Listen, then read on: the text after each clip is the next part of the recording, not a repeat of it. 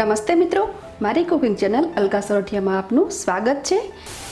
આજે આપણે બનાવીશું શુદ્ધ ફરાળી લોટ।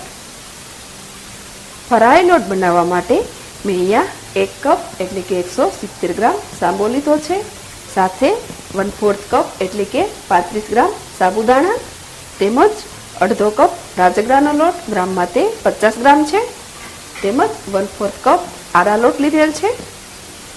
તો ચાલો બનાવીએ ફરાળી લોટ।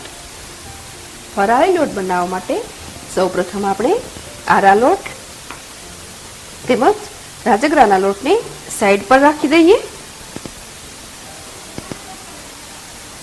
હવે હું લઉં છું મિક્સચરનું વચ્ચેનું જાર, કારણ કે આ જારમાં આ રીતે ડબલ બ્લેડ્સ આવે છે। સૌપ્રથમ આપણે સાંબો પીસીશું, તો થોડું થોડું લઈ અને સ્મૂથ ફાઇન પાવડર તૈયાર કરવાનો છે। બધો જ સાંબો એકી સાથે નહીં લેતા, થોડો થોડો લઈ અને પીસવાનો છે। તો આ સાંબારને મેં પીસી લીધો છે। હવે આ લોટને ડાયરેક્ટ યુઝ ન કરતા ઝીણા હાથથી ચાળી લેવાનો છે।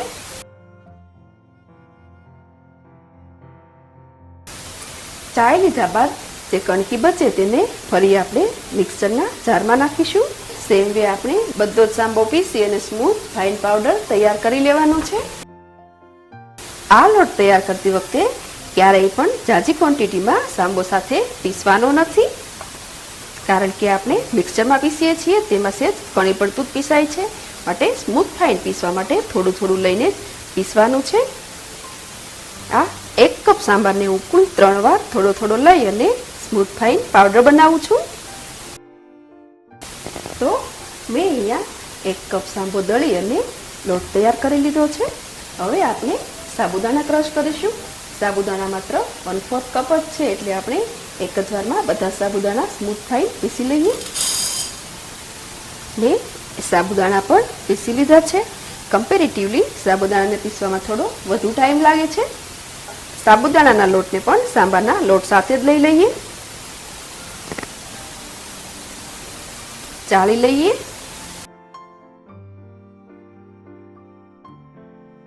સાબુદાણાના લોટને ચાળતા જે કણી બચે તેને ફરી મિક્સર જારમાં લઈ અને ફરી પીસી લઈએ। તો સાબુદાણા પણ મેં પીસીને ચાળી લીધા છે। હવે તેમાં હું એડ કરું છું 1/2 કપ રાજગરાનો લોટ। રાજગરાનો સ્વાદ ઘણાને ઓછો પસંદ હોય છે, માટે મેં 1 કપ સાંબા સાથે માત્ર અડધો કપ જ રાજગરાનો લોટ લીધો છે। હવે તેમાં એડ કરીશું 1/4 કપ આરા લોટ। આ લોટ પણ માર્કેટમાં ઇઝીલી અવેલેબલ છે। આ લોટનું ટેક્સચર સાવ સ્મૂથ હોય છે, તેમજ પાવડર જેવું બારીક હોય છે, જેથી રેસીપી બનાવતી વખતે બાઇન્ડિંગ માટે મેં 1/4 કપ જેટલો આરાનો લોટ લીધેલ છે।